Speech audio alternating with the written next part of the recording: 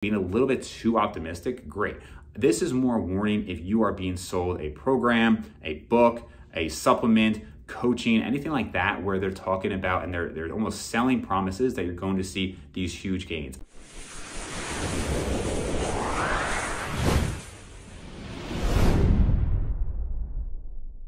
All right, guys, so today we are going to talk about being analytical regarding people's claims in the bodybuilding space, right? And this isn't meant to be a call out on anyone specifically, but just a general way that I think you should probably look at things when you hear people talk about claims regarding a certain nutritional approach, a training approach, any methodology you see out there. I think it's a good way to look at this. This is, as somebody who is very analytical, I really like to see the numbers. I'm constantly using numbers and spreadsheets and whatnot to see trends. And I think it can be probably too much if you take it too far, but I think it's a good thing when you're hearing claims to understand the relevance and the importance of some of these things people talk about. So just as an example, I remember I had Lane Norton on the podcast and he had talked about, and he's talked about previously, if you're just the weekend warrior, it doesn't matter for you. But if you want to be the best, if this could be the difference between first and second or first and third place. And I kind of pushed back on that and I said, but would it actually be? Because some of these things we talk about, for example, when he was selling a branched chain amino acid product and he's like, do I think it almost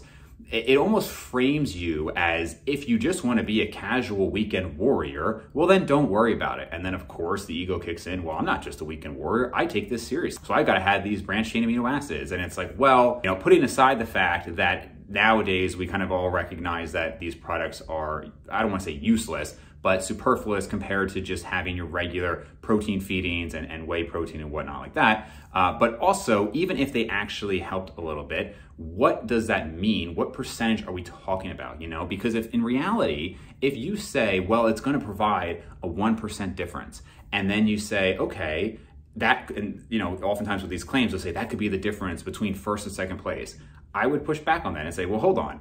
So you're an advanced bodybuilder, right? If you're really lucky, you're gonna put on 1 pound of muscle in the next year. More than likely, if you've been lifting for 20 years, you're not putting on any muscle. But let's say you put on 1 pound of muscle. So this is now going to make a 1% difference in your results. So you're gonna put on 1.01 pounds of muscle. You're telling me that 0.01 pounds of muscle is going to be the difference in terms of first or second place? Or how about you're an advanced power lifter and you're gonna put on 5 pounds to your squat this year? Great, okay, you actually made progress. Let's put on 5 pounds. So now you're gonna put on 5.05 pounds onto your squat. That 0.05 pounds different, did that make a placing difference for you? Because that's what's kind of annoying about some of these claims. And I'm using Lane as an example, but that's just because that's the first one that comes to my mind. This is something many people talk about. Maybe it makes a 2% difference. Now, to be clear, I'm not saying you shouldn't take any supplements, you shouldn't try things out. Definitely go for it. But it's the claim some people make where I have to think, okay, but what does that actually mean? So I'll throw in another example here. So Doug Brignoli had a podcast with Mike Israetel and Steve Hall a few months ago, and he talked about these amazing gains that he was making. So I'll throw that clip in here. If I'm alive at 62, I'll consider that a victory. And by the way, I learned a lot from the periodization stuff that you teach and the stuff that I read from Chris Beardsley. I just recently switched from a 4 and a 5-way split to a 3-way split. And now I work, this is blowing my mind. So the first thing I did is this last New Year's, I said, oh, the hell with it. I'm just gonna go 3 days a week, full body, 2 sets of body part. 30 reps on the first set to failure, 20 reps on the second set to failure. And boom, I started growing like crazy. Boom, I started growing like crazy. And immediately when I heard this, I thought, okay, so you've been lifting for literally about 40 years, okay? You have pictures, very impressive physique, even in your 20s, in your 30s, you've competed many times, and now you're 60 plus years old, okay? So the literature would show that people who are lifting at 60 plus, who are even new to training, tend to not put on that much muscle mass. It can be done, of course, but it's obviously there's a lot more resistance to adding new muscle mass. But when you've been doing this for 40 years, you're really just fighting the decline, right? But to make a claim that you just went to higher reps and now boom, you're making amazing progress, what does that actually mean? Because people are going to hear that and they're going to say, oh, interesting. Well, maybe I'll make amazing gains if I switch to high reps too. And then that's where the problem comes in, is that people have this false perception of what's actually happening there. Because I can pretty much guarantee you that unless there was some hormonal influence changing things, which very likely was included at times in Doug Brignoli's career, unless there was a big change there, you are not making amazing gains at 60 years old by changing to higher reps, as if you've never done that in your life. He's talked about how he's done that previously in his life. So it's just one of those things where if you were to be in a DEXA scan before and after, what does that actually mean? What are amazing gains? Because I think it is just misleading. And again, if you're just talking, that's one thing, but a lot of times people are selling products, selling programs, selling books. And I think we have to step back. And with any of these things, this is why I always harp on the big picture things, is just to say, it's not to say these other things don't matter. Maybe they matter, but in the context, we are talking about even the difference between literally, like if you are following the evidence-based scientific community and you are saying, okay, I'm gonna have this perfect supplementation and I'm gonna have 3 times per week frequency with the ideal volume and this exercise selection that emphasizes the stretch position and all of these things, and even somebody like Brian Borstein would agree with this, and he's somebody who does talk about all those things, compared to, let's just say, doing a bro split with your standard bro 6 meals a day and just enough protein and a calorie surplus, but you're pushing hard and consistently and you're doing that for many, many years. The difference there maybe is a couple of percentage points, right? Maybe is the difference between 20 pounds and 21 pounds of muscle over a very long period of time. So you should do it, but this is, again, this problem I have with people selling these things, making it sound like this is the difference. And it's really not going to be the difference you're talking about. Examples come to mind when I had Eric Trexler on the podcast recently. I like Eric a lot. I've had him on, I don't even know, 4 or 5 times now. But there was a podcast where he talked about how he said he didn't even think he was close to his potential, which again, is somebody who is a professional natural bodybuilder who has been lifting for basically exactly, I mean, we both started at 12 years old. So, 18, 19 years at this point. I think he's kind of backed off a little bit, but at one point, probably the first 12 to 15 years very consistently. What does I'm not close to my potential mean? Because I think people who were maybe earlier to lifting might think, oh, wow, so I could be lifting for 15 years and not be close to my potential. And I think that could be subjective. If you mean, well, I'm not close to my potential in that I can win a lot more competitions, I can be like a Jeff Alberts and stay at a peak level for a long time, and it's impressive that I can keep winning and whatnot, sure.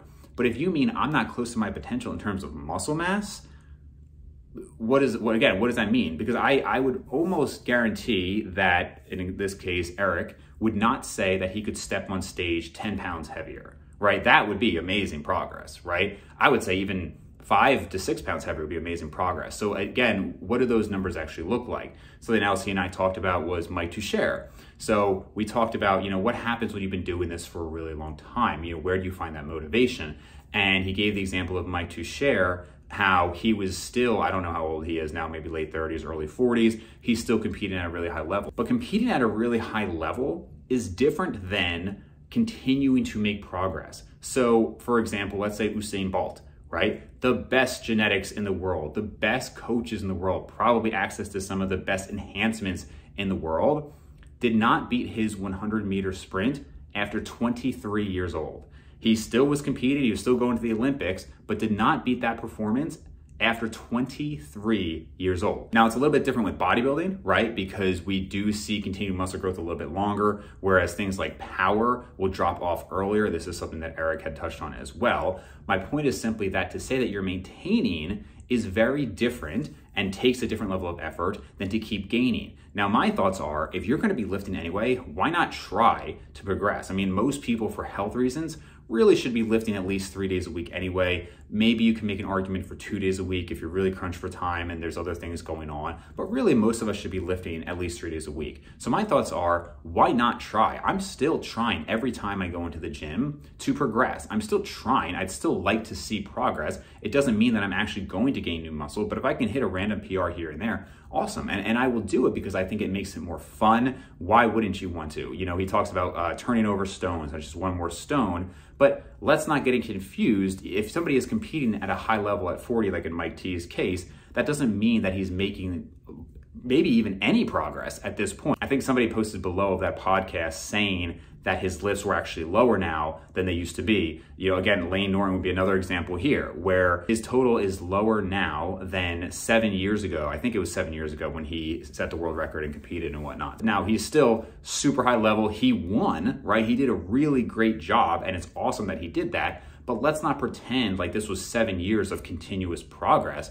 This was somebody who actually was able to compete at that level, but totaled less than he did before, I believe. I'm pretty sure that that's the case. All I would say, this is not to call any of these guys out. I'm obviously using specific names as examples here, so I guess you could say I'm calling it out a little bit. It's more just to say the example that if you're using it for motivational purposes, awesome. If you're saying, hey, I've still got more left in me, that gets me driven to go to the gym, then fantastic. I think we all have potential in different areas that can be untapped, right? Maybe you have to pick up a new sport, for example. Maybe maybe now it's focusing on strength, or maybe you do something like CrossFit or something that keeps you excited and shows a potential in a different area. That's awesome. I'm all for that. Even to the point, I mean, I've discussed this with Alberto Nunez recently, almost purposefully being a little bit delusional.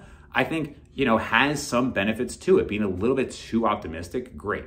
This is more warning if you are being sold a program, a book, a supplement, coaching, anything like that, where they're talking about and they're almost selling promises that you're going to see these huge gains. I would say, okay, don't give me a subjective term like I'm going to see great progress. Let's break it down, because that could make you determine if it's worth it. If this supplement is going to, let's say, give me an ounce of muscle over the next year, do I want to spend $200 a month on it, right? Just as an example, maybe not. Do I want to spend $20 a month on it? Okay, you can decide that for you. Is this coaching going to put on 10 pounds to my bench press? Again, obviously you can't promise that, but is that a realistic goal? Cool, then that actually is worth it to me. But if it's, hey, this coaching is $2,000 and it's gonna put on 0 pounds, or it's gonna just make me motivated, that's probably not worth it for you. Just some examples here that I think it can be helpful to actually put it in real concrete numbers, because when somebody is excited about selling something or promoting something, sometimes they, I think, are a little bit overzealous in how they promote it. That is the video for today, guys. I would just say, show me the numbers. This would also apply to measurements, right? I was growing so much. Okay, did you take any measurements at all? Was there any DEXA scan? Was there anything other than you just visually looking and saying, I was growing like a weed, I made great progress? What are the measurements, right? That doesn't mean that much to me unless you had pictures and whatnot. So I think being analytical can be helpful here, but I would say this even applies to measurements as well. So that's the video for today, guys. If you liked the video, comment down below, subscribe for more like this, and I will see you guys next time.